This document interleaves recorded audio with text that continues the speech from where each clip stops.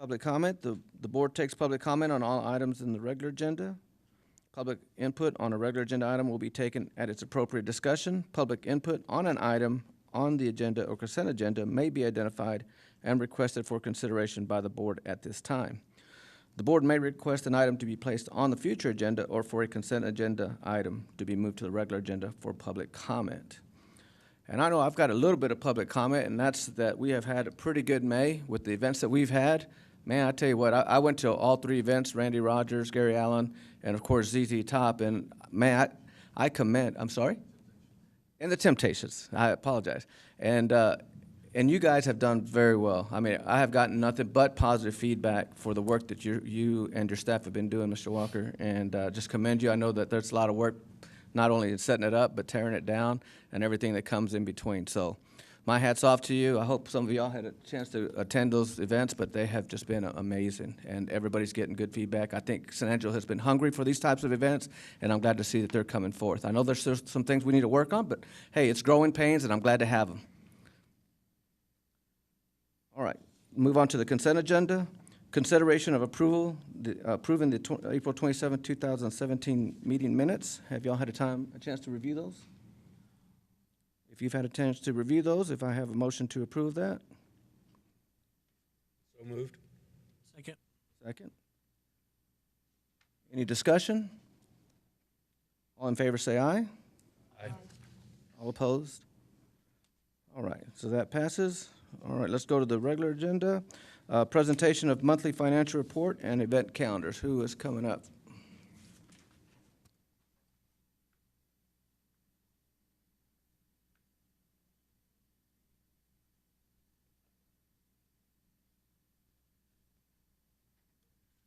Good morning. How are y'all today? Good morning.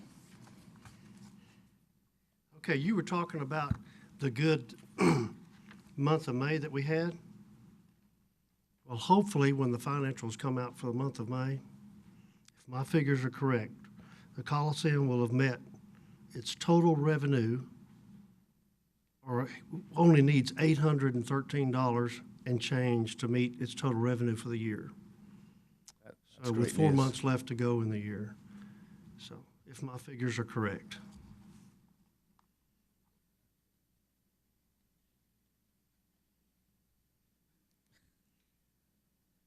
Also, on the fund balance report, we received notification from accounting that the new hotel occupancy tax fund will be number 605.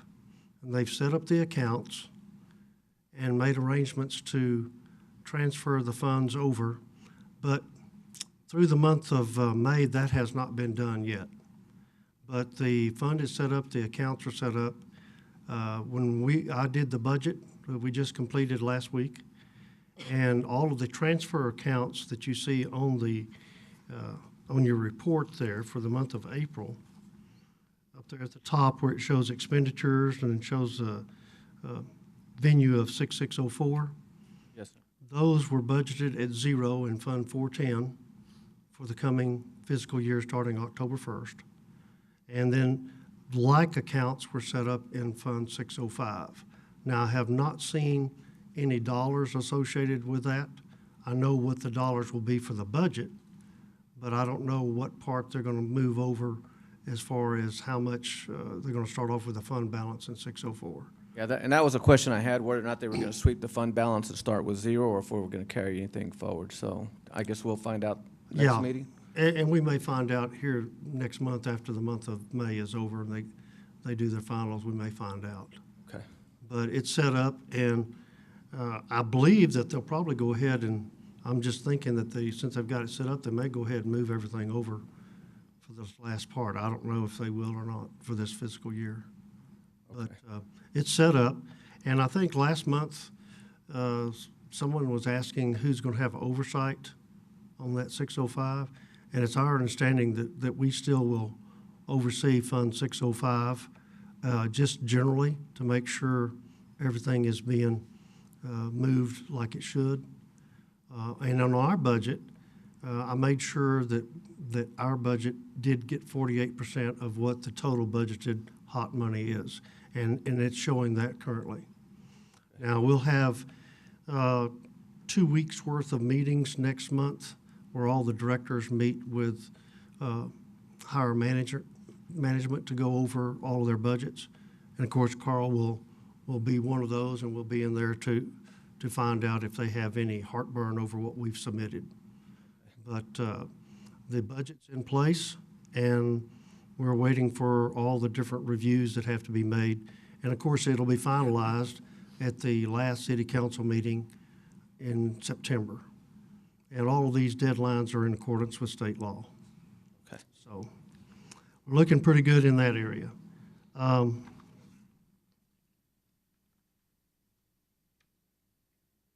don't think there has not been any questions directed to me about our budget and how we distributed the funds to meet our target. Those questions could come up, though, with those meetings with city management in June. But so far, I have not been contacted about why we did what we did for our figures to come up with our budget. So I'm hopeful that it was good. Any questions? No, sir. Thank you, Don. Okay.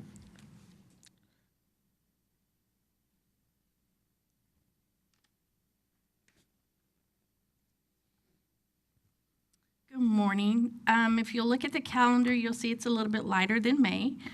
June is one of our lightest months compared to this current month that we've had. June and November are probably the lightest calendar months of the year for bookings. Right now, as of yesterday, I've got 77 bookings.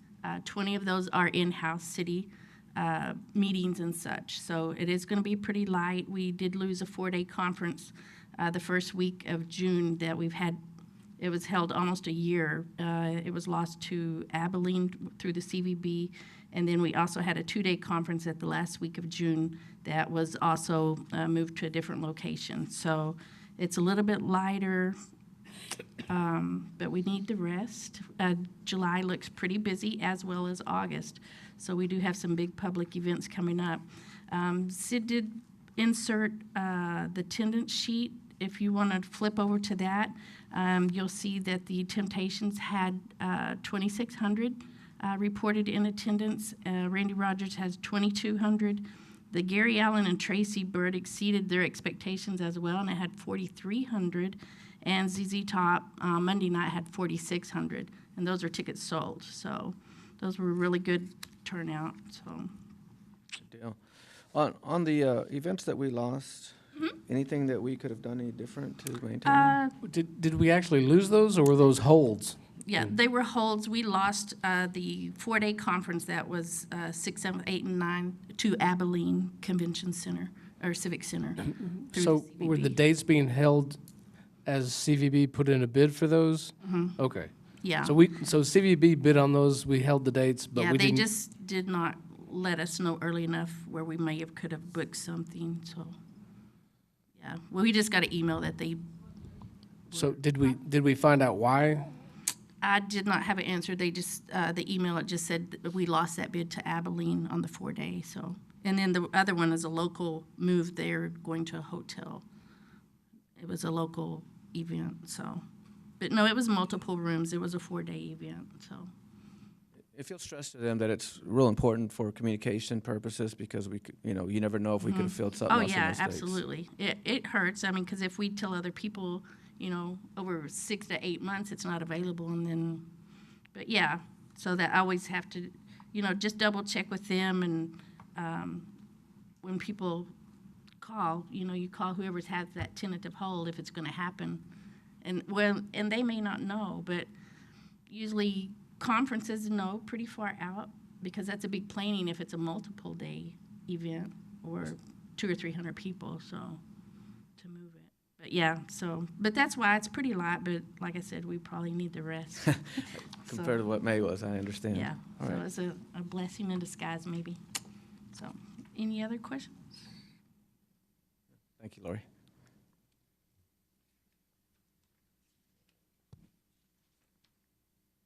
Back.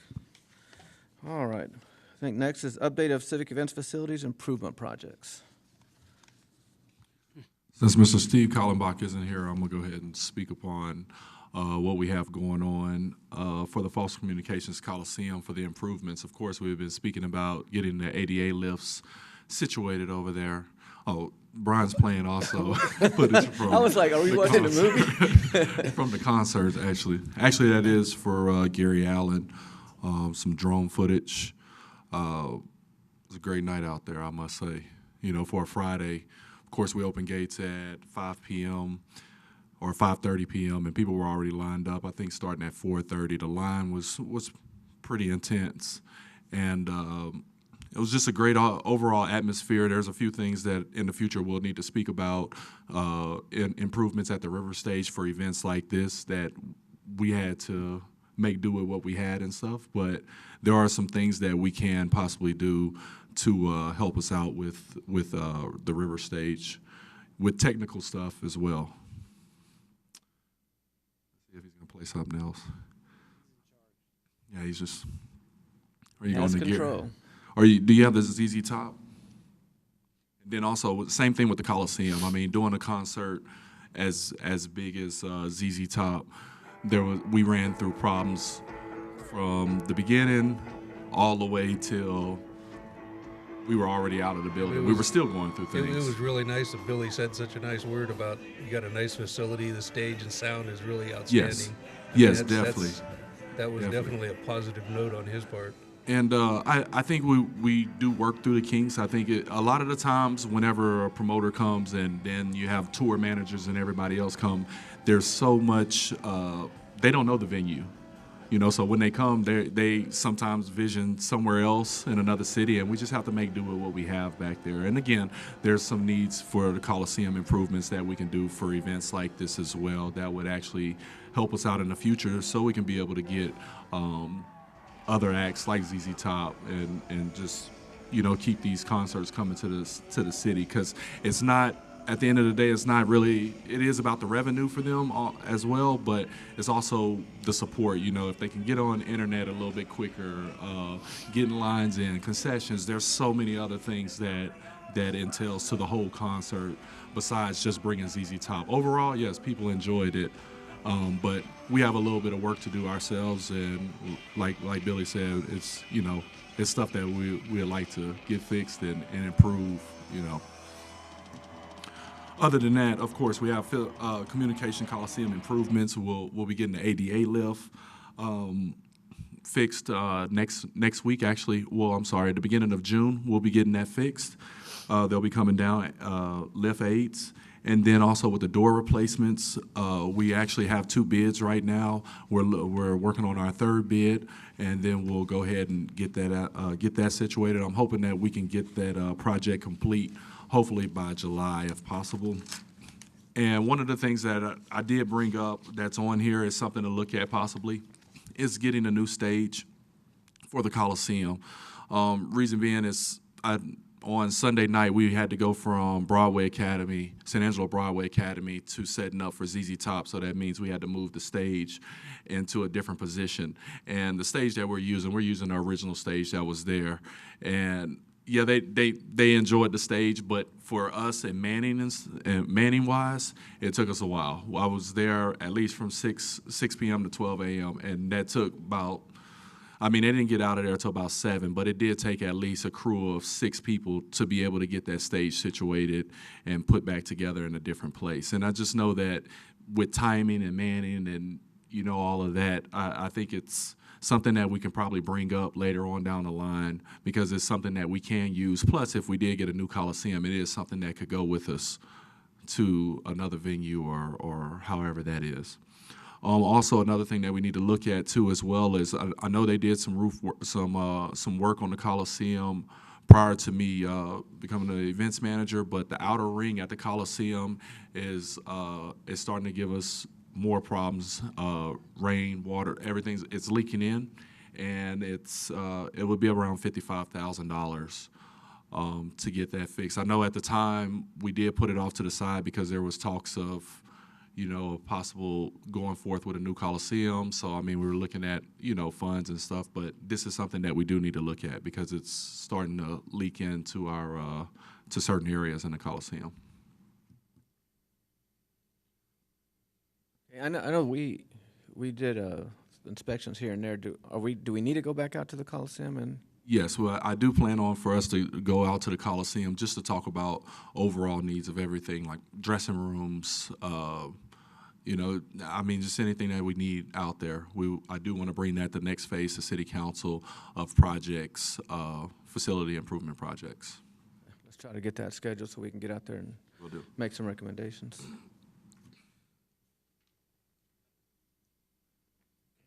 Any updates on the plumbing drainage here at the convention center? Well, we have plumbing-wise, sewer-wise, we haven't had any problems. Of course, they're starting on the roof.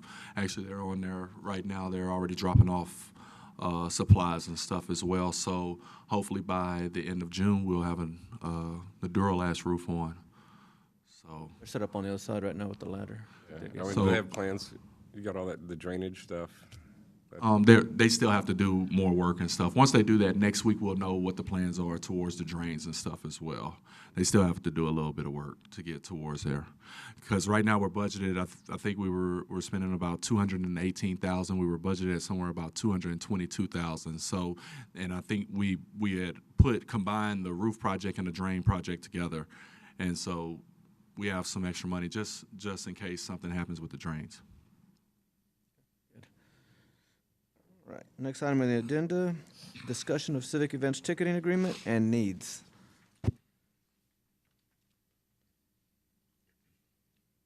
So right now with the agreement that we actually have in place is actually with tickets.com. Tickets.com has been our ticket suppliers for the past 10 years plus. And of course, we have been doing a few events, but currently we do not have any events through tickets.com. Their contract agreement ends with us in mid-November. So right now we're in the process of putting together a board and working towards getting a new ticketing agreement with a company out there that could help civic events, actually be a help to the promoters, and also for customer service. So I'll go through some of the things that we're actually looking for, in those three areas. For civic events, of course, with ticketing, I'll go back. With tickets.com, we had a lot of other fees. We were paying a yearly fee, or basically it was broken down into a few payments. We had to do credit card processing fees and different things like that as well. And it was making our settlements, to me, it makes the settlement a little bit harder to read for like promoters and other things like that. So I wanted to work out a different situation so we can make it easier for promoters as well. So one of the things is, of course, no software support fees, credit card processing fees for the city, and also ticket stock purchase. Of course, we used to purchase about 60,000 tickets, for events and stuff. So I'm trying to get rid of that, having that as well.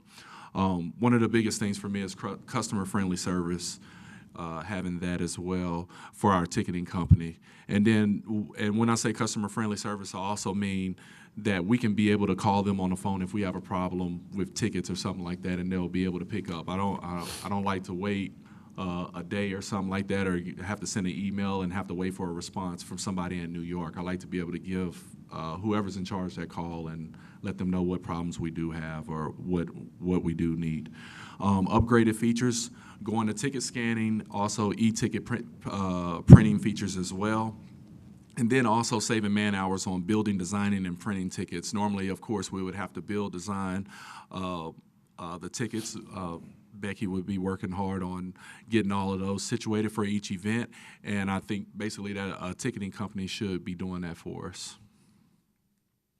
Some of the promoters' needs would be working directly with the ticketing company on sending email blasts to customers. That's one of the biggest things that you can look at. If you see how many people that we had in attendance, basically think about 75% of them would be have email addresses So, you know, being able to reach that customer through emails like that is a very key thing for a promoter whenever they're first putting out their events. Receive reports with detailed information about their customers and event revenue. This goes for a lot of different aspects. Of course, when you look at something like, let's say the CVB, they may want to know for the concerts where a certain person is coming from who purchased the ticket. There's information that you can get out there with these ticketing companies, and you can get that with your settlement, and you can know where you're going from, gender, age, where their location is, all of those things. And those are very important to customers as well as, I mean, to promoters, as well as for someone like myself too. Getting customers into the events quicker with scanners. I can say lately, for these past few events, we have been using scanners, and it has done a world of difference to be able to just scan somebody and they can go in and they can still have their ticket. If it doesn't scan, that ticket has been used already or something. But we've also stopped doing in and outs as well too. Once you're into the event, the venue, you can't go back out because they could trade out the ticket if it was a general admission or something like that as well. So, but the scanning has just worked. I mean, we look at our lines, and then if we have 4 people scanning, I mean, we cut down those lines. And as you can see, the ZZ Top line, we probably got that line in probably 20 minutes, I would say, just with scanners. Also, easier cash advance process for promoters to take care of needs in advance in the event. Another thing that has worked for us lately is the promoter is working hand in hand with the ticketing company, and then with the ticketing company, that's where we get our facility fees and the rest of the rental from. So actually, the ticketing company would be writing us the check, and it just makes the process a lot more easier for us. Plus, for cash advance process, you know, for promoters, they're always needing to pay out certain things the day of. ZZ Top, we had to get porta potties. He had to get security and had to pay for extra staffing. And with those things like that, if he works with the ticketing company, he can get that cash advance, and it keeps the city clean of things. And it's just been great for us all to be able to do it through go throughout with that process. Some of the biggest changes that we're actually looking at would be that there would be no box office at the convention center. With the last few events that we have had, we haven't sold one ticket at the convention center. They can pick up, they were able to purchase tickets at Blair's Western Wear, and they could purchase them online as well. But the only time we never touched anything with the tickets, and we still did, as you can see with the numbers, how well we have already done. Local ticket outlets would work directly with ticketing company, so that then took us also out the middle, and they were working, let's say the Stubwire was doing it, they were working directly with Blair's with getting them ticket stock, printing tickets, printers, computers, all that stuff. And you know, that working out so well, them two working out, again, it keeps the city out of it, and it keeps it pretty clean. City will receive check from ticketing company following the event. As I mentioned, that's how it has worked with the past few events. We received our check from Stubwire. That included the facility fee and also what the rental was, and then after that, we take care of merch with their merchandise rep. And then City would not hold any of the event's revenue. That was one of the things that for a promoter, when the city would hold the money, it was basically seen as it's the city's money, which for a promoter, that's definitely not something you want to tell a promoter. It's either the promoter's money or it's the customer's money. And so, again, it just keeps us clean out of it. Any questions on ticketing agreement? I will say the process so far right now is we are putting together the board, working on getting the RFP packages. Once we send those out, it'll probably be out there for about 3-4 weeks. We receive those packages back. Whenever we put together the board, we'll go through those packages. We'll bring down who we see fit, and from there on, I hope to have somebody in place possibly by August, because once we look at everything, you know, the rodeo will be coming up, and we need to start working towards getting all of those events in place too as well.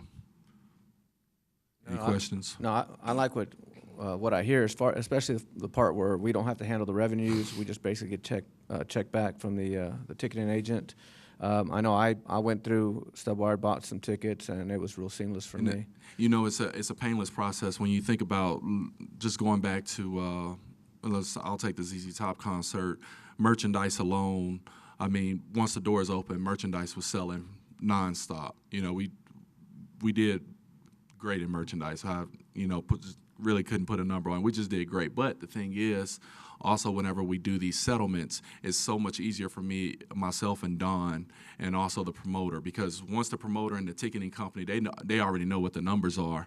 All me and Don have to do is just verify everything and make sure that our paperwork backs it up and stuff too as well with the tickets that are sold.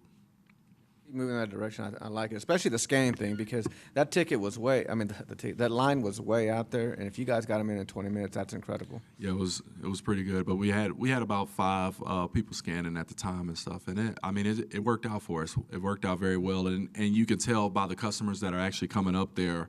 They're like, "Ooh, I'm so old school," because they're not used to us doing scanning. They're used to us taking a ticket and ripping it and putting it to the side. But now with the scanning, you could tell how many people you already have in the building at the time. There's so much information in that It scanning. was nice too, because when we pulled in Monday night, the line was almost back to the stop sign. We were in line just barely in front of the stop sign out at the road, and once the doors opened up, it was just a steady walk. There was no 10 feet and stop or 10 feet and go, or it was a steady walk right in, and it did go down just as quickly as you said. I think as long as you're moving, you don't lose patience. Yeah, As long as you've got a movement. So whenever you have a big event like that, the lines are always the things that people are always complaining, whether it's getting into the building, concessions, things like that. So I think you guys are doing a great job on that. Yes. What other events do you have coming up? Other events that we do have, of course, in July. Well, hold on. Concert-wise and all that, not just random. I'll let Lori speak on those. Actually, in July, we have 3. We have R&B hip hop back. B.O.B. is at the River Stage. And then we have Lee Greenwood is here at the Convention Center.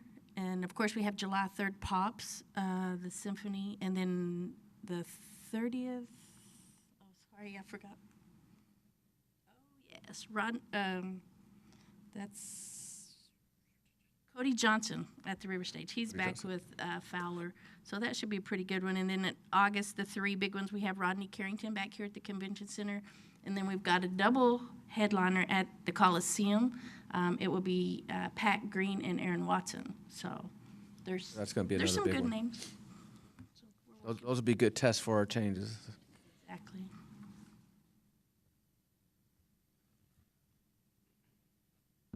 Any questions on the ticketing agreement? Do you have any questions? Who makes up the board? I was going to say. So the way we were looking at doing the board, we were going to have Civic, of course, myself, Mr. White. We'll have a rodeo representative as well, a CVB rep, and then I say a board member too as well.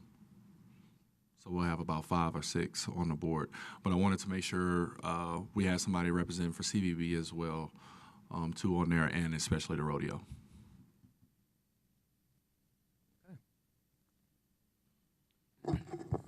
Is there anybody else we should consider to put on the committee?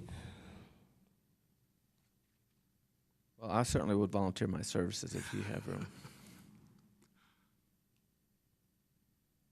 That was why I asked too. That's a good deal.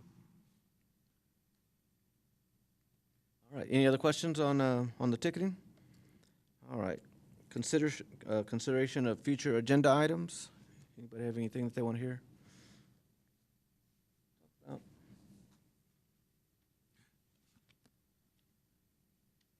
course, we're moving forward, I guess, on bylaws. I think we touched on. Yes, we're moving forward on the bylaws that will go to council in, I think they still have it in June. It is in legal's hands right now, so by the time we have our next board meeting, we should be ready to go.